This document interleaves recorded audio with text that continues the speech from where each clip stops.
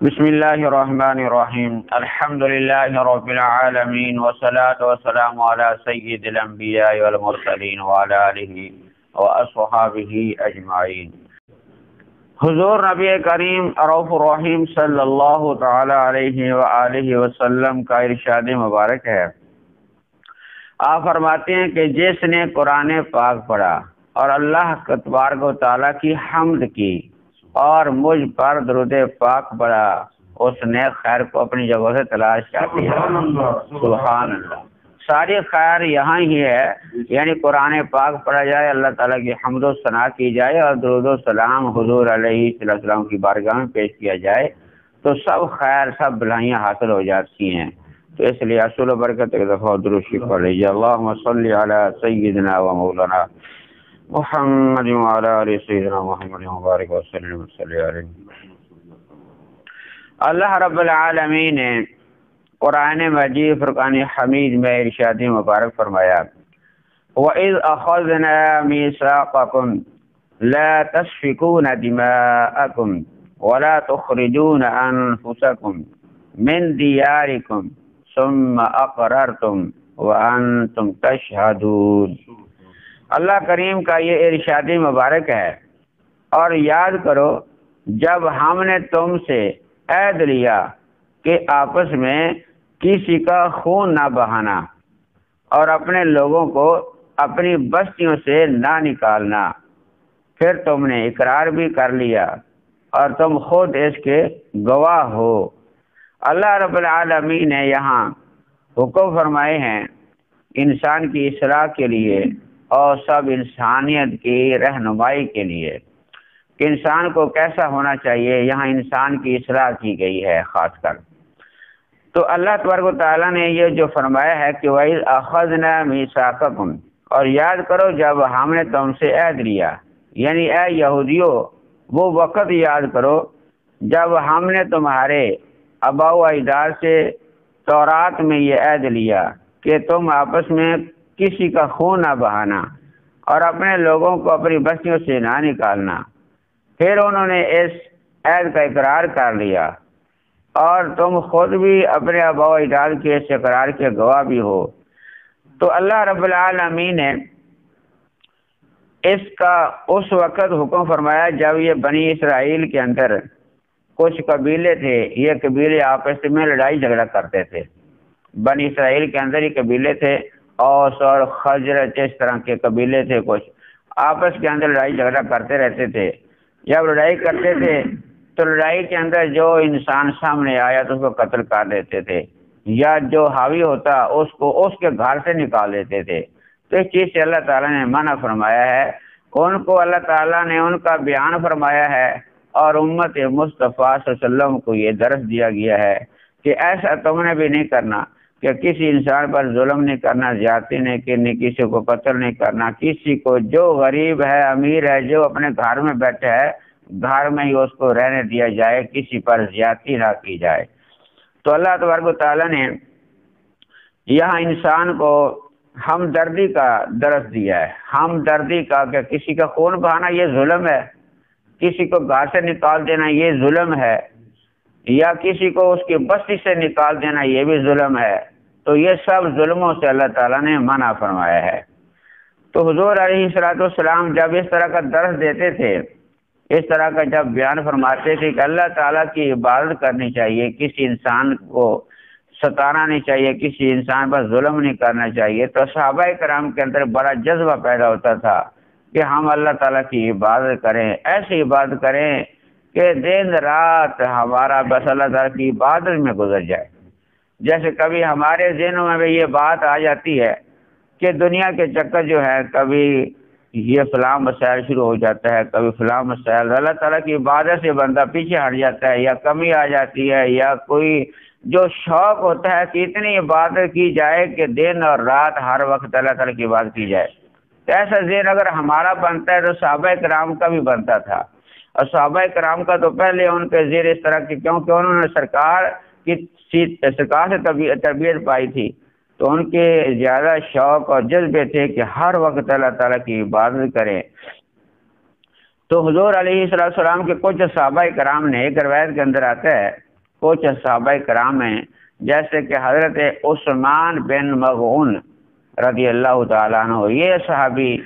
اور ان کے ساتھ 10 اور صحابہ کرام تھے۔ ان صحابہ کرام نے یہ عہد کیا، آپس کے اندر مشورہ کیا، عہد کیا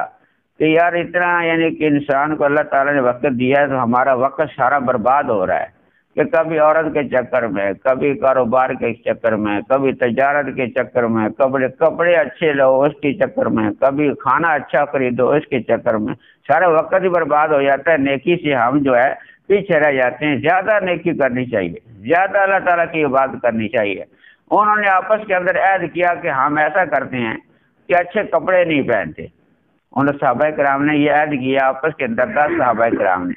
کہ ہم اچھے کپڑے نہیں پہنیں گے، ٹاٹ جو ہے بوریا ہے، جو سادہ بوریا،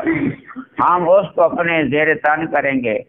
اور گوشت نہیں کھائیں گے، جو سادہ غذا مل گئی بس وہی کھا کے بس اللہ تعالیٰ کی عبادت کریں گے۔ اپنی بیویوں کے پاس نہیں جائیں گے، اپنے گھروں میں نہیں ٹھہریں گے، بس جنگلوں میں صحراؤں میں بیٹھ کے اللہ تعالیٰ کی عبادت کریں گے، ہر وقت اللہ تعالیٰ کو یاد کریں گے۔ جس وقت 10 صحابہ کرام نے یہ آپس کے اندر عہد کر لیا کہ ہم ایسے کریں گے، ان کا شوق و جذبہ یہ تھا کہ ہمارا وقت ضائع ہو جاتا ہے، اللہ تعالیٰ کی عبادت سے ہم جو ہے کمی آ جاتی ہے۔ جس وقت انہوں نے ایسا کیا یہ بات حضور علیہ السلام تک پہنچ گئی۔ جس وقت سرکار علیہ السلام کو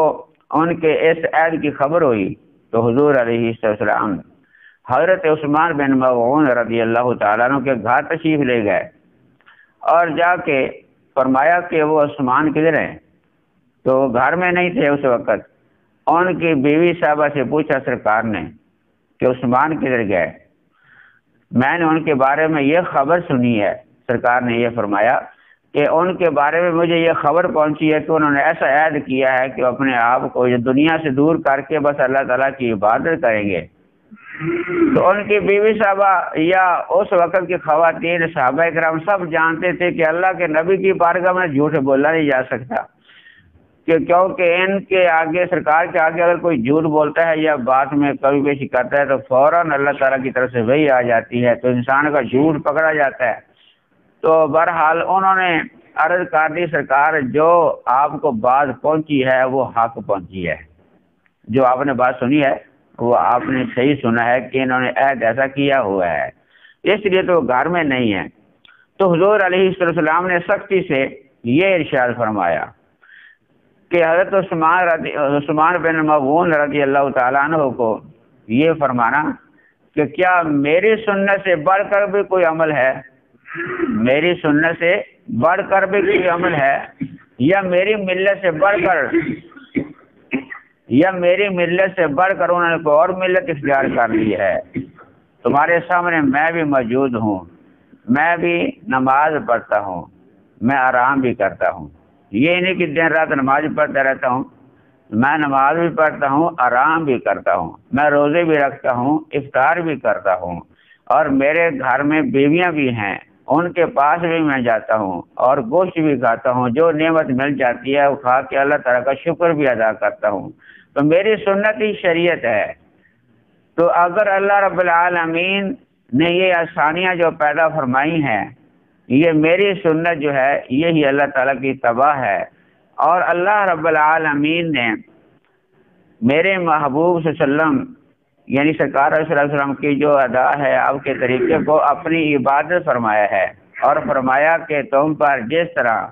اللہ رب العالمین کا عبادت حق ہے اسی طرح ہر چیز کا تم پر حق ہے، حقوق اللہ اور حقوق العباد تم پر واجب ہے، ضروری ہے کہ اللہ تعالیٰ کا حق ہے اس کی عبادت کرو، جو اللہ تعالیٰ نے حکم دے دیا کہ اس کی عبادت کرو۔ اس کے علاوہ بیوی کے حقوق ہیں،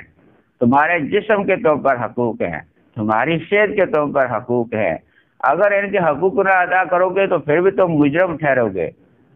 اس لیے جس وقت سرکار یہ پیغام دے کے آ گئے تو وہ گھر میں آئے صحابی رسول، ان کو پتہ چلا کہ سرکار ناراض ہو رہے ہیں،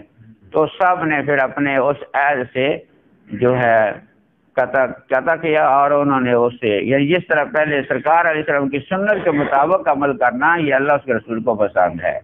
کہ کوئی آدمی زیادہ عبادت کرے کہ میں اتنا نیک ہو جاؤں اتنا نیک ہو جاؤں، نیک نہیں ہو سکتا۔ سنت مصطفیٰ کے مطابق ہی عمل کرنا چاہیے۔ جو سنت سے ہٹ کے اپنے آپ کو چاہے وہ جس طرح گھر سے نکال دے